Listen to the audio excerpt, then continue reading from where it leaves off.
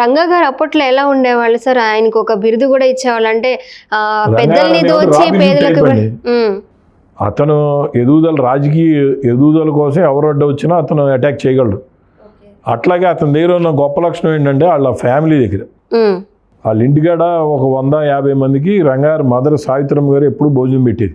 150 మందికి రంగారి దగ్గర ఆ భోజనం పెడతామే వాళ్ళకి కలిసి వచ్చింది. ఓకే.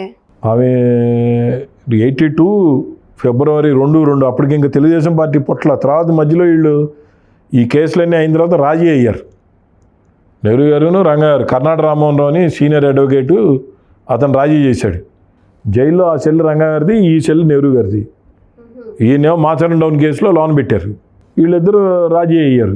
మధ్యలో వాళ్ళ బ్రదర్ ఒప్పుకోలే రాజీకి. ఆఖరైనా దేవినేని మురళి ఒప్పుకోలేదు. సావోరేవో పోతే ఇద్దరు జైల్లో పోతారు అంటే కర్ణాటక రామ్మోహన్ రావు అరే బాబు మీ ఇద్దరు జైలుకి వెళ్ళిపోతారు, ఆ కొట్టుకునేదో బయటకు వచ్చి కొట్టుకోమని చెప్పాడు ఆయన.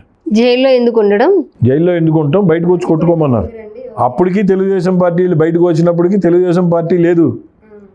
ఫిబ్రవరిలో రంగారు మదర్ చనిపోతే 82లో వీళ్ళు ముగ్గురు అన్నములు వెళ్ళారు, దండ వేసారు, కాముగా వచ్చారు. తర్వాత కదా తెలుగుదేశం పార్టీ పెట్టింది.